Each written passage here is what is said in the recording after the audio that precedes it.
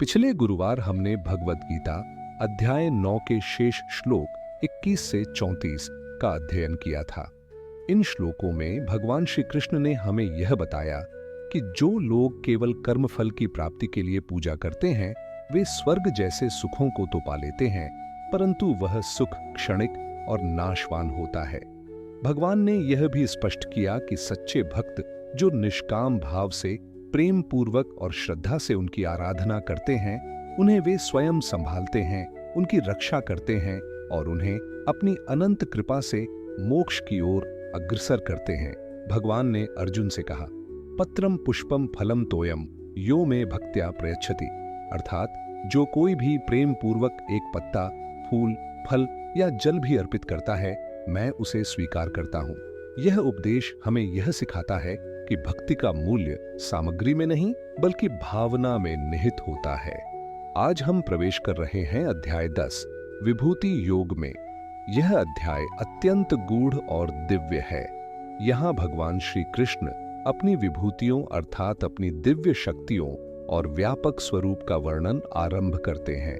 श्लोक 1 से 10 तक में भगवान अर्जुन से कहते हैं कि वे ही समस्त सृष्टि के मूल कारण हैं। सभी देवता, ऋषि, गुण और शक्तियां उन्हीं से उत्पन्न हुई हैं। वे बताते हैं कि जो भक्त प्रेम पूर्वक उनकी भक्ति में स्थिर रहते हैं, उन्हें वे स्वयं वह बुद्धि योग प्रदान करते हैं जिससे वे भगवान को प्राप्त कर सकें।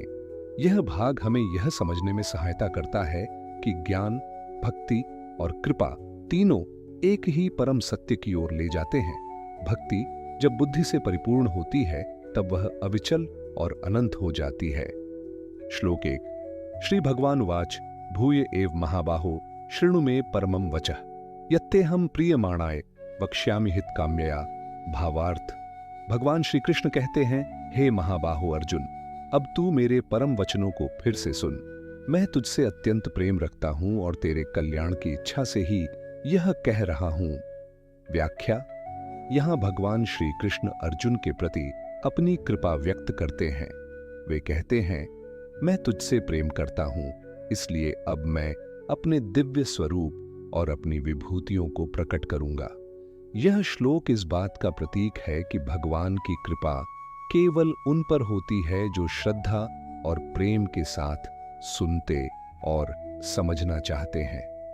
श्लोक 2 न मे विदु सुरगणाः प्रभवं न महर्षयः अहमादिर्हि देवानां महर्षीणां च सर्वशः। भावार्थ, न तो देवता और न ही महर्षि मेरे उद्भव को जानते हैं, क्योंकि मैं ही देवताओं और महर्षियों का भी आदि कारण हूं। व्याख्या, यहां भगवान बताते हैं कि वे स्वयं सृष्टि के मूल हैं।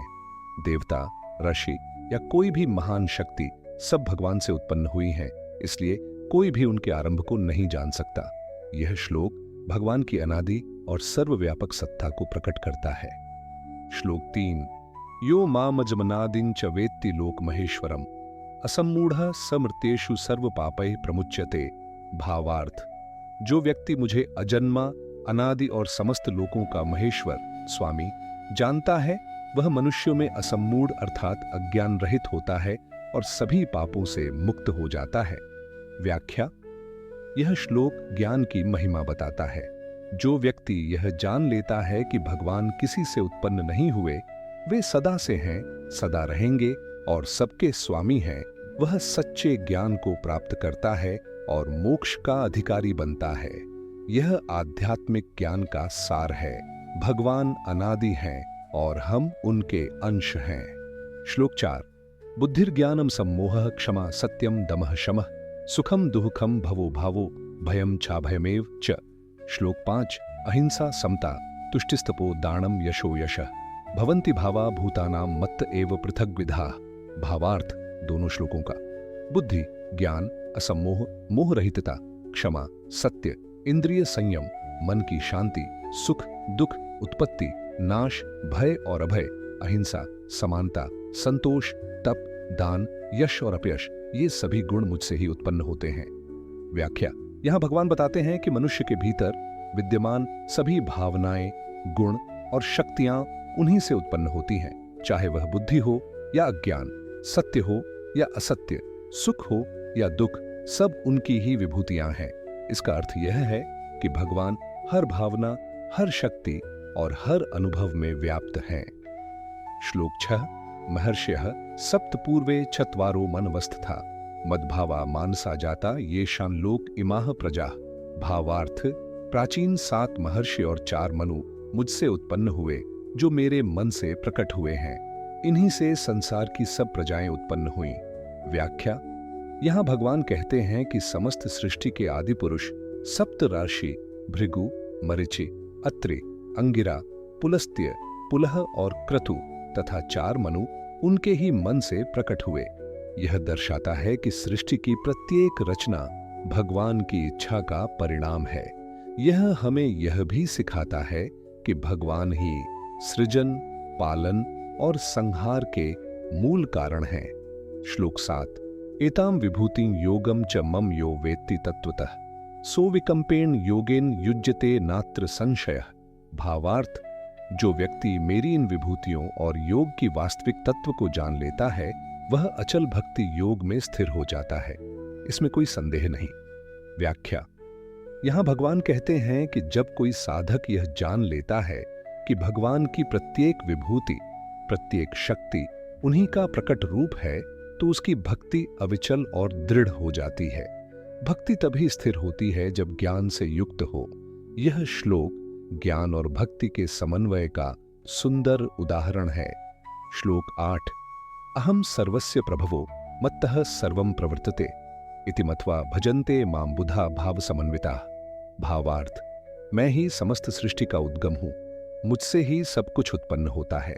इसे जानकर ज्ञानी जन भक्ति भाव से मेरी आराधना करते हैं। व्याख्या, यह श्लोक अध्याय का हृदय कहा जा सकता है।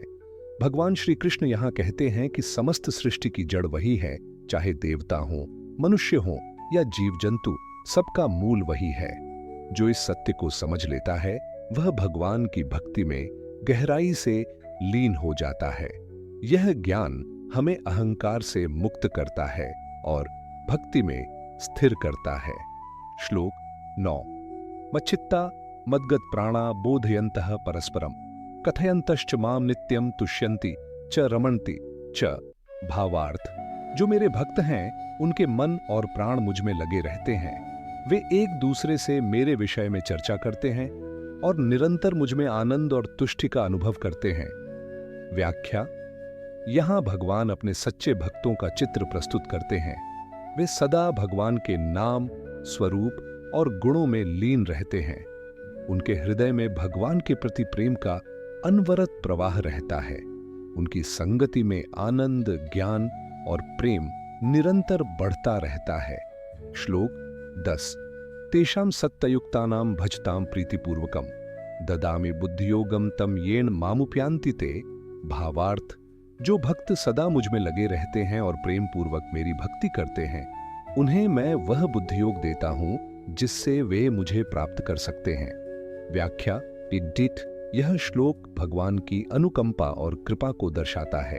जो भक्त सच्चे प्रेम से भगवान की उपासना करते हैं, उन्हें स्वयं भगवान बुद्धि योग प्रदान करते हैं, अर्थात वह विवेक और अंतर्दृष्टि जिससे वे सीधे भगवान को प्राप्त कर सकें। यह ईश्वरीय आश्वासन है कि सच्ची भक्ति का अंत स्वयं भगवान तक पहुंचने में होता है। समापन। प्रिय भक्तों, आज के श्लोकों से हमें यह बोध होता है कि वह भगवान ही सृष्टि, पालन और ज्ञान के स्रोत हैं। उनकी प्रत्येक विभूति, प्रत्येक शक्ति, प्रत्येक गुण उसी परमात्मा की झलक है। जो साधक इस सत्य को जानकर प्रेम पूर्वक भगवान की भक्ति करता है, उसके जीवन में न कोई भ्रम रहता है, न भय, केवल शांति, प्रेम और आत्मिक आनंद। इस अध्याय के पहले 10 श्लोक हमें यह सिखाते हैं कि भक्ति केवल पूजा नहीं, बल्कि परमात्मा के साथ आत्मा का संवाद है। अगले गुरुवार हम अध्याय 10 के श्लोक 11 से 20 का अध्ययन करेंगे। इन श्लोकों में भगवान श्री कृष्ण अपनी अद्भुत विभूतियों का विस्तार पूर्वक वर्णन आरंभ करेंगे। वे बताएंगे कि कैसे वे प्रत्येक जीव में, प्रत्येक शक्ति में, प्रत्येक गुण और सौंदर्य में स्वयं विद्यमान है। यह अगला भाग वास्तव में हमें सर्वत्र भगवान को देखने की दृष्टि प्रदान करेगा। अंत में, यदि यह ज्ञान उपयोगी लगा हो तो कृपया वीडियो को लाइक करें, चैनल को सब्सक्राइब करें और इसे अन्य साधकों तक पहुंचाएं। हरिओम तत्सत।